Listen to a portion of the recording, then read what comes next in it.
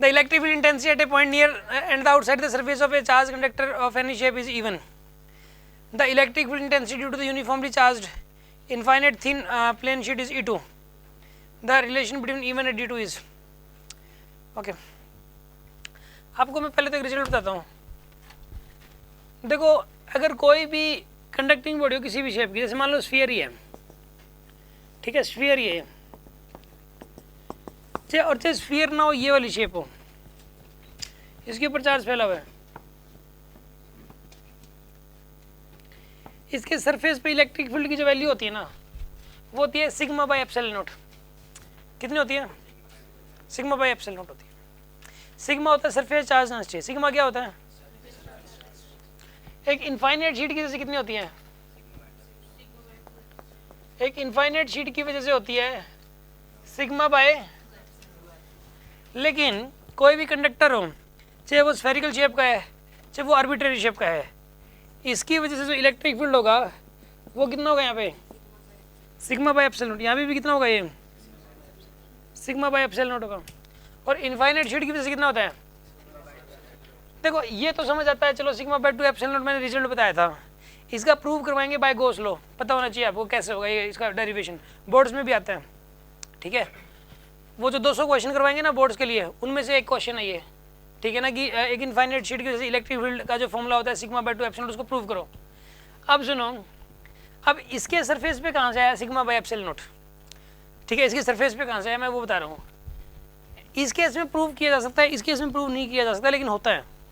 इस केस में तो आपको मानना पड़ेगा, इस केस में मैं प्रूव कर दे रहा हूँ. देखिए आप, इस केस के अंदर फॉर्म इलेक्ट्रिक फील्ड कितना होता है सरफेस के ऊपर, ये बताइए आप? K³ बाय R² होता है.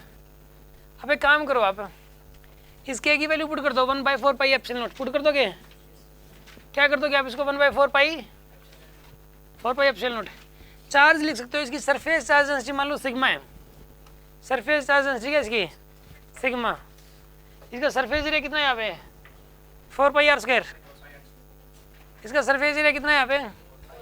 4 पाई R².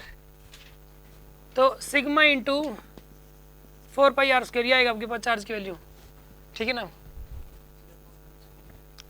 चार्ज आ गया इसके ऊपर सिग्मा इंटू में 4 पाई R². ये सरफेस चार्ज डेंसिटी सिग्मा, और 4 पाई R² क्या है? इसका सरफेस एरिया है. ठीक है ना, अपॉन में R² से R² गया, 4 पाई से 4 पाई गया, कितना है यहाँ पर? ये सिग्मा बाय एप्सिलॉन हो गया प्रूफ. ये सरफेस चार्ज डेंसिटी टर्म्स में आ गया सिग्मा बाय एप्सिलॉन नॉट. ठीक है ना, ये आएगा इलेक्ट्रिक फील्ड. इसका प्रूफ हो नहीं सकता, लेकिन होगा सिग्मा बाय एप्सिलॉन नॉट ही. अब देखो, अब इसके अंदर इसने जो क्वेश्चन में बात बोली थी कि E1 और E2 का रेशियो, देखो पता है, अगर ये वाला इलेक्ट्रिक फील्ड E है तो ये वाला कितना होगा? E/2 होगा. अगर वो वाला E था, ये वाला कितना हो जाएगा? E/2. अब इसने ये बोला है कि एक कंडक्टर के सरफेस में जो इलेक्ट्रिक फील्ड होता है और जो इनफाइनाइट शीट की वजह से इलेक्ट्रिक फील्ड होता है, उनके रिलेशन के बारे में बात की थी. तो E1 इसने किसके बारे में बोला है? कंडक्टर के बारे में बोला है. ये तो डबल होता है उसका. और इनफाइनाइट शीट का क्या होता है? E2. तो E1 = E2 आना चाहिए. ठीक है ना, E1 = E2. C option correct हो जाएगा. कोई डाउट है किसी के मन में? डाउट है क्या? बोलो.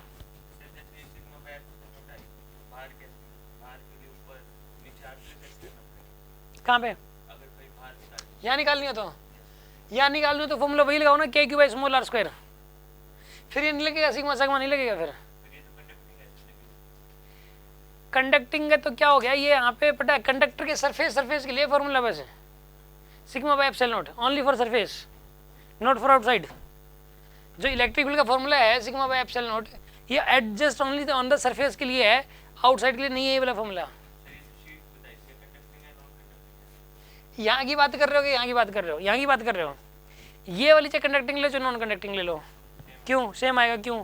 क्योंकि कंडक्टिंग लोगे, ये कंडक्टिंग है प्लेट, तो भी चार्ज अपने आप ही फैलेगा यूनिफॉर्मली. और नॉन कंडक्टिंग लोगे तो यूनिफॉर्मली फैलाना पड़ेगा इसको.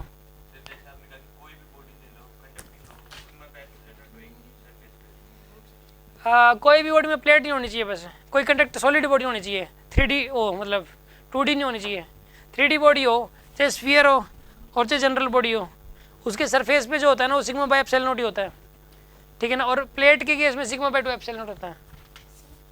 हाँ जी, सर इसके नियर एंड आउटसाइड बोल रखा है, आउटसाइड के लिए सर कोई मैंने नियर एंड आउटसाइड कहाँ लिख रखा है इसमें? सर क्वेश्चन स्टार्टिंग कर नियर एंड आउटसाइड का मतलब ये होगा जस्ट ऑन द सरफेस ही है, मतलब इसका नियर में इस तरफ भी तो नियर हो सकता है सरफेस के, इस तरफ से नियर हो सकता है।